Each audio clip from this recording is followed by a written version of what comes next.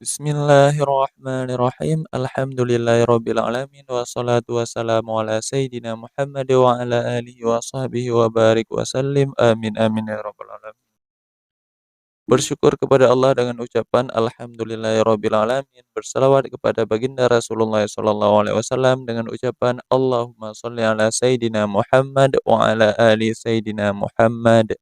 Apa kabar kalian semua wahai masyarakat sosial media? Semoga semuanya dalam penjagaan dan perlindungan Allah Subhanahu wa taala. Dan selamat datang lagi di programnya Ingat Mati. Kenapa kita harus membuat program Ingat Mati? Karena berani hidup, jangan takut mati. Saya belum mati, mari kita mempersiapkan segala amalan sebelum kematian.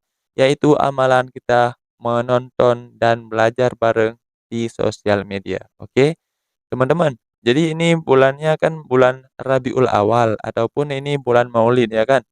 Jadi jangan lupa untuk selalu berselawat kepada baginda Rasulullah SAW dan perbanyak selawat setiap hari. Oke teman-teman. Dan di sini kita akan sama-sama menonton yaitu pembahasan tentang bulan kelahiran baginda Rasulullah SAW ataupun tentang bulan Rabiul Awal teman-teman ya. Jadi seperti biasa langsung sajalah kita ke videonya. Apa? Are you ready? Let's go. Kenapa sih Nabi dilahirkan di bulan Rabiul Awal? Udah mulai ya. Udah tahu belum? Belum tahu. Tiap hari bikin maulid. Bikin maulid tiap tahun. Bikin maulid. Tapi nggak tahu kenapa Nabi dilahirkan di Rabiul Awal. Nih, Nabi SAW kenapa dilahirkan di bulan Rabiul Awal? Ahli Arab dahulu mengatakan Rabiul Awal adalah bulan yang penuh dengan kesialan, bulan yang tidak ada manfaat di dalamnya. Kalau pekerjaan dari pagi sampai siang, siang sampai malam, orang nggak ada yang keluar, nggak ada yang mau silaturahmi, ada yang nggak mau dekat satu sama lain, nggak ada tongkrongan, nggak ada. Maka Allah mengembalikan 180 derajat.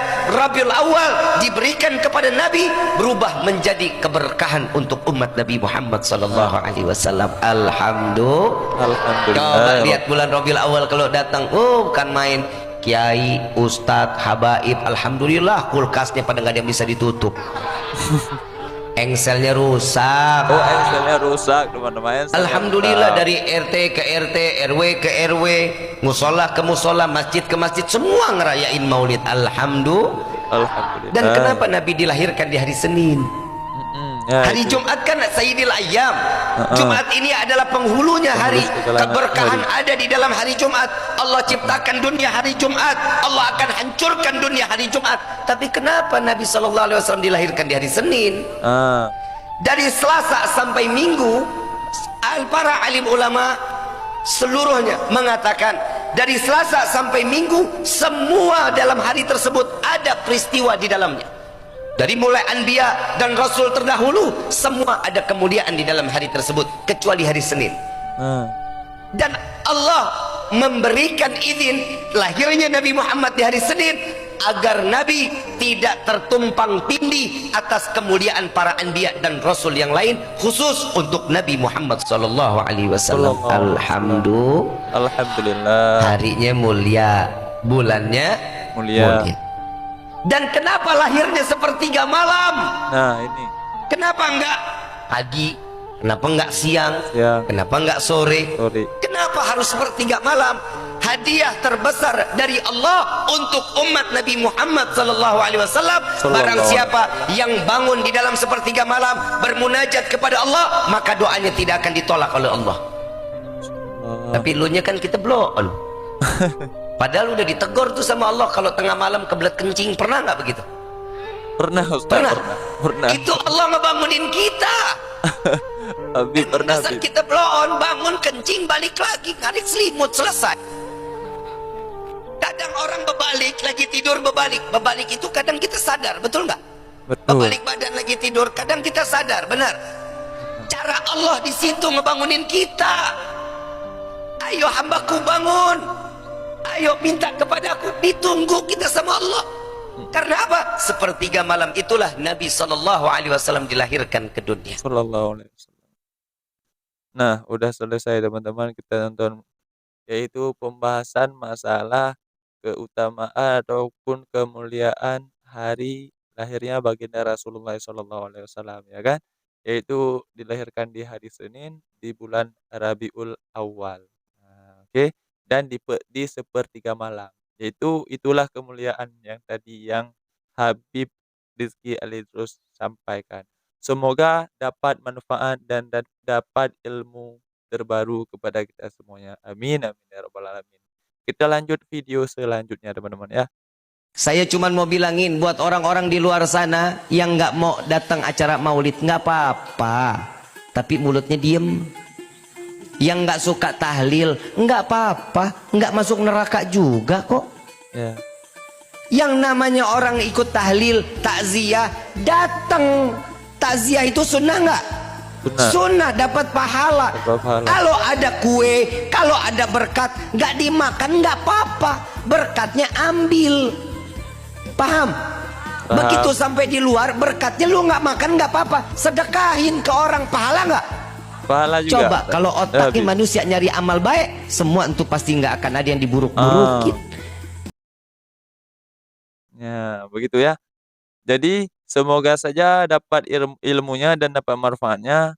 Jadi setiap ada pengajian, setiap ada kegiatan untuk untuk mendengarkan ceramah, datanglah teman-teman, biar dapat pahala dan biar dapat berkah. Oke, kita lanjut video selanjutnya. Maulid bid'ah, tidak ada pada zaman Nabi. Isra Mi'raj bid'ah, tidak ada pada zaman Nabi. Taksiyah tidak ada pada zaman Nabi, bid'ah. Kalau begitu tidak ada pada zaman Nabi, tolong kau ceramah jangan pakai mic. Kenapa? Zaman Nabi tidak ada mic. Ada juga ustadz sekarang seolah-olah hanya dia yang benar. Ceramahnya kasih takut-takut orang. Ada juga itu Pak, ceramah sedikit-sedikit, neraka, neraka, neraka. Nenekmu punya neraka. Luas ini sorga bos, luas itu sorga, kasih masuk juga. Sedikit-sedikit bikin ceramah, judulnya bikin takut. 140 kesalahan orang yang sholat. 140, nah rukunnya saja cuma 13. Bagaimana caranya bos? Ada juga itu penceramah begitu. Hanya dia mau masuk surga. Sampai saya Pak Kapolres ribut saya di Facebook. Kira-kira 5 bulan yang lalu. Saya ribut di Facebook saya. Kenapa? Ada anak muda dia maki-maki saya. Ini Ustaz Dasar bicara-bicara sunnah lalu dia tidak sunnah. Saya bilang, kenapa kau tuduh saya tidak sunnah? Kau tidak pelihara jenggot. Saya bilang, mau dia apa kalau tidak mau tumbuh? Gak mau tumbuh teman-teman. Gimana mau dipelihara? Gara-gara jenggot dia marah-marahin saya. Sedikit-sedikit neraka, bid'ah, masuk neraka. Maulid, bid'ah, tidak ada pada zaman Nabi. Isra Mi'raj, bid'ah, tidak ada pada zaman Nabi. Taksiyah, tidak ada pada zaman Nabi, bid'ah. Kalau begitu, tidak ada pada zaman Nabi. Tolong kau ceramah, jangan pakai mic. Kenapa? Zaman Nabi tidak ada mic. Saudara-saudara sekalian, marilah kita memanjatkan puji syukur kepada Allah. Astagfirullahaladzim.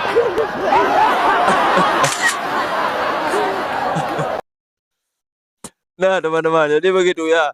Teman-teman jangan sembarangan membid'ah-bid'ahkan orang, ya kan. Jadi kalau ada maulid, ikut saja, jangan banyak berkomentar ya. Ikut saja, pokoknya kalau ada undangan maulid, datang saja dan nikmati saja. Jangan berkomentar seenaknya, jangan membid'ahkan orang seenaknya, oke? Jadi kita ikut saja, janganlah banyak mempermasalahkan masalah yang tidak jangan mempersalahkan masalah yang kecil diperbesarkan, nah kayak gitu ya. Jadi masalah yang besar kita perkecil, nah jadi jangan sembarangan membid'ahkan orang, oke? Jadi kita lanjut video selanjutnya, oke? Gak usah ditanya lagi, sahabat gak buat maulid. Untuk apa sahabat buat maulid? Di depannya Rasulullah. Untuk apa sahabat buat maulid? Di depannya Nabi Muhammad. Tujuannya para ulama buat maulid Tujuannya. Bukan karena sahabat buat maulid atau enggak, terserah sahabat mau buat atau enggak. Nabi Muhammad buat maulid, untuk apa Nabi Muhammad buat maulid? Nabi bilang, ya Nabi salam, untuk apa? Lah, kita membutuhkan perayaan maulid karena kita butuh untuk lebih dekat sama Nabi Muhammad. Sahabat nggak butuh karena mereka adalah orang yang tidak mencintai seseorang melebihi cinta mereka kepada Nabi Muhammad. Karena sahabat dekat ada dengan manusia Nabi, yang di dalam teman-teman. hati mereka lebih cinta, di dalam hati mereka melebihi cinta mereka kepada Rasulullah. Ya. Nah, begitu ya. Karena kenapa kita harus membuat maulid? Karena kita ingin mendekatkan diri kepada baginda Rasulullah SAW. Sedangkan sahabat beliau kan sahabat emang sudah dekat sama beliau ya kan. Emang satu perjuangan dengan baginda Rasulullah SAW. Doakan saja teman-teman, semoga saja kita kelak di akhirat bersama mereka para syuhada, yaitu sahabat-sahabat Rasulullah SAW, dan bersama dengan baginda Rasulullah SAW. Amin ya Allah, amin ya Rabbal alamin. Kita lanjut video selanjutnya. Merayakan maulid itu adalah mengungkapkan kegembiraan dengan lahirnya Nabi Muhammad. Kambing kita lahiran, kita girang. Ayam kita bertelur, kita girang. Kucing kita, begitu dia lahiran, kita girang. Kenapa Nabi Muhammad lahir? Oh, nggak boleh girang, bid'ah. Kalau kucing lahir boleh gembira, tapi kalau Nabi lahir nggak boleh gembira. Itu namanya bid'ah. Siapa yang bilang begini? Bergembiralah dengan kelahirannya Rasulullah.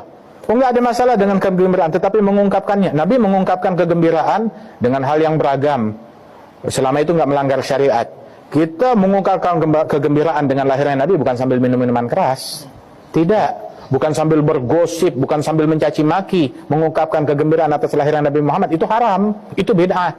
Tetapi mengungkapkan kegembiraan atas lahirnya Nabi Muhammad dilakukan oleh Nabi Muhammad tentang puasa hari Senin. Kenapa puasa Senin? Bilang saya lahir di hari tersebut. Mengungkapkan kegembiraan dengan puasa. Dan boleh mengungkapkan kegembiraan, saya mau mengungkapkan kegembiraan dengan lahirnya Nabi dengan bersolawat, dengan pengajian, dengan kajian ilmu, dengan bersedekah, dengan ngasih makan orang, dengan silaturahmi, dengan membaca riwayat. Apa hukum maulud? Apa hukumnya Nabi? Nabi yang lahir gak ada hukumnya. Jadi kalau Anda menolak maulud dengan pengertian seperti ini, maka Anda keluar dari Islam. Kalau dalam hukum seperti ini, saya menentang maulid Nabi, berarti Anda menentang kelahiran Nabi SAW. Saya menentang maulud Nabi, berarti Anda berhadapan dengan Nabi, Anda musuh Nabi. Jadi kalau Anda dimaksudkan dengan kata maulud dan maulid, Anda tidak bisa menentangnya, bisanya menerima. Saya menerima. Kenapa? Karena dalam pengertian bahasa, maulid itu artinya waktu kelahiran.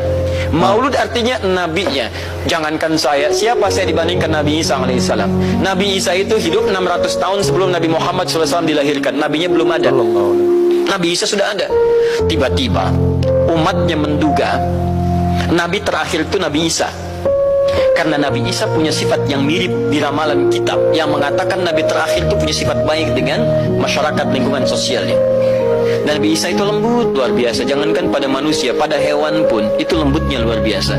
Jalan dengan muridnya. Di perjalanan kemudian ada aliran anak sungai melihat bangkai hewan. Sudah jadi bangkai, baunya luar biasa. Kata muridnya, guru, bau sekali bangkai ini. Kata Nabi Isa alaihi salam, Al-Masih, yang disebut oleh sementara orang dengan Yesus, itu Nabi, bukan Tuhan. Nabi beliau mengatakan, kata Nabi Isa, perhatikan, begitu putih sekali dan bersih giginya. Kata muridnya, Tuan Guru, kenapa Anda mengatakan demikian? Kata Nabi Isa, karena manusia hanya akan menyampaikan apa yang ada dalam benak pikirannya. Jadi kalau pikiran Anda kotor, Anda akan melihat bangkainya saja. Tapi kalau pikiran kita baik, kita akan mencari yang terbaik dari hewan itu. Bukankah dia ciptaan Allah? Bukankah dalam setiap ciptaan ada hikmah dan kebaikan? Perhatikan bagaimana putih bersih giginya. Jadi kalau bangkai saja bisa menjaga kebersihan gigi, kenapa kamu yang masih hidup tidak bersih? Ya minimal kamu jaga perasaan. Minimal jaga perasaan, kan? Tapi itulah luar biasa. Nah, begitu ya. Jadi jagalah perasaan orang, jangan sembarangan kita mencaci, memaki, menuduh orang, ya, menuduh bid'ah, menuduh ini, menuduh itu. Jaga perasaan sesama manusia, sesama umat Nabi ya, teman-teman ya. Oke, oke kita lanjut video selanjutnya. Ada satu kisah saat di Madinah ada seseorang yang benci jika ada orang lain yang terlalu menyanjung dan mengagungkan Nabi Muhammad SAW. Tatkala beliau mengatakan Ngelihat aja ada orang yang lagi baca maulid, ada orang yang lagi baca salawat, bencinya luar biasa. Ada satu orang ahli ibadah dengan cinta yang begitu besar kepada Rasulullah sallallahu alaihi wasallam. Setiap hari dia salawat. Tatkala beliau sedang ziarah ke makam Nabi, beliau sedang membaca maulid. Ada salah satu orang di belakangnya mendengar, begitu selesai diajak makan di rumahnya. Tuan, saya undang makan di rumah saya, boleh? Boleh. Alhamdulillah, dibawalah sampai ke rumah. Begitu sampai di rumah, ternyata bukan dikasih makan, tangan diikat, lidahnya dipotong. Kenapa? Saking bencinya karena orang tersebut terlalu menyanjung dan mengagungkan Nabi Muhammad SAW. Aku tidak suka tatkala engkau terlalu mengagungkan dan memuliakan Muhammad. Karena Nabi Muhammad adalah bukan seorang Tuhan yang wajib kita muliakan dan kita agungkan. Dipotong lidahnya. Masya Allah. Saat itu juga dilepas orang tersebut, lidahnya digenggam, mulut penuh sama darah. Lidah digenggam, dibawa sampai ke depan makam Rasul sallallahu alaihi wasallam. Di dalam hati beliau mengatakan, ya Rasulullah, maafkan saya, bukan saya enggak mau salawat lagi kepadamu, tapi lidah saya saat ini sudah ada di tangan saya. Saya tidak lagi dapat menyanjung dan memuliakanmu dengan lidah yang sempurna. Masya Allah. Saking sakitnya, darah yang begitu banyak, beliau pingsan. Di dalam pingsannya, beliau didatangi sesosok manusia yang tatkala beliau mengatakan, wahai hamba Allah, wahai hamba Allah, ketahuilah aku Muhammad yang saat ini datang menjengukmu. Biarkan lidah itu terputus, sekalipun jika engkau tetap mencintaiku, maka Allah akan berdekatan, Allah akan mengizinkan aku dekat denganmu, kata Nabi SAW. Namun si hamba Allah ini mengatakan, ya Rasulullah, tapi aku ingin bersolawat dengan fasihnya, dengan kegembiraan, dengan lisan yang penuh dengan kesempurnaan. Maka lidah tersebut diambil oleh Rasul SAW, dimasukkan ke dalam mulut. Di dalam mimpinya, tatkala terbangun dari tidurnya, lidahnya udah nyambung lagi. Masya Allah. Di dalam mimpi Nabi memberikan manfaat kepada orang para pecinta Rasul sallallahu alaihi wasallam. Sehingga seterusnya beliau terus dapat bersolawat kepada Nabi Muhammad sallallahu alaihi wasallam. Begitu tahun berikutnya beliau ziarah ke makam Nabi, tatkala beliau datang sedang membaca maulid, ada seorang anak muda yang datang kepadanya, "Tuan, saya ingin mengundang makan, Tuan. Sekiranya Tuan sudi untuk ikut dan saya menjamu Tuan, marhaba, ahlan wa sahlan." Enggak ada sedikit kesu'dhanan. Lalu dibawalah oleh anak muda tersebut lewat gang yang sama, lewat jalan yang sama, ingin masuk ke dalam rumah yang sama. Lalu beliau mengatakan, wahai Tuan, saya pernah masuk ke dalam ini. Dahulu lidah saya dipotong oleh pemilik rumah ini. Apakah engkau juga ingin memotong lidahku, kata orang tersebut. Tidak, wahai hamba Allah, aku mengajakmu untuk mencicipi dari rezeki yang apa ada di saat ini. Beliau masuk ke dalam rumah, tatkala makanan sudah disediakan, makannya sudah selesai, dikeluarkan kandang yang begitu besar, hadirin. Kandang begitu besar, begitu dilihat di dalam ada monyet yang gedenya luar biasa. Lalu ditanya, ini apa ini? Tuan, ingat dahulu engkau bilang engkau pernah dipotong lisanmu, engkau pernah dipotong lidahmu oleh ayahku. Dia adalah ayahku yang Allah kutuk menjadi kerak yang besar. Maka wahai Tuan, maafkan ayahku, biarkan dia kembali dalam keadaan wujud yang sempurna. Maka hamba Allah ini mengangkat kedua belah tangan, ya Allah, aku maafkan orang tersebut yang telah membenciku dan membenci Nabi Muhammad SAW. Maka Allah rubah beliau dalam keadaan sempurna manusia tersebut, maka mati dalam keadaan membenci Rasulullah SAW. Na'udzubillahi min dzalik. Nah teman-teman, saya sangat-sangatlah merinding melihat video yang tadi Habib Rizky Alisru sampaikan. Sangat-sangat merinding. Sepertinya ya kan, ada di perasaan saya waktu mendengarnya tadi, seperti kayak mana jikalau kita berada di posisi seorang hamba Allah yang selalu memuji baginda Rasulullah SAW. Jikalau kita sendiri yang berada di posisi beliau, dipotong lidah kita, gimana perasaannya? Jadi begitulah ya mukjizat baginda Rasulullah SAW, yaitu tadi yang Habib Rizky Ali terus sampaikan, dapat tersambung kembali lidah beliau yang terpotong. Lidah hamba Allah yang selalu bersalawat dan cinta kepada baginda Rasulullah SAW terpotong dan tersambung lagi ketika beliau bangun. Nah, itulah mujizat baginda Rasulullah SAW. Teman-teman, jadi ini sebagai ceritanya ataupun ini cerita yang Habib sampaikan. Jadi jangan pernah kita melupakan cerita ini, teman-teman. Karena ini satu motivasi untuk kita selalu berselawat kepada baginda Rasulullah SAW, dan semoga saja kita tidak menjadi seperti orang yang dikutuk oleh Allah Subhanahu wa taala seperti monyet, menjadi monyet. Oke, teman-teman? Jangan lupa itu ya. Kita harus selalu berselawat kepada baginda Rasulullah SAW. Oke? Jadi mungkin segitu saja video kali ini. Jikalau banyak kesalahan dan kejanggalan di video yang Anda buat, video reaction yang Anda buat, video yang Anda buat salah dalam berkomentar, mohon maaf sekali teman-teman ya. Jikalau banyak kesalahan dan kejanggalan, jangan lupa dikoreksi di kolom komentar di bawah. Jikalau kalian mau request videonya, mau kita buat video apa, sarannya apa, jadi tinggalkan saja di kolom komentar di bawah, oke? Jadi saya akhiri dulu video kali ini. Mohon maaf dengan segala kesalahan dan mohon diperbaiki dengan segala kekurangan. Oke, saya akhiri dulu. Wabillahi taufiq wal hidayah. Wassalamualaikum warahmatullahi wabarakatuh.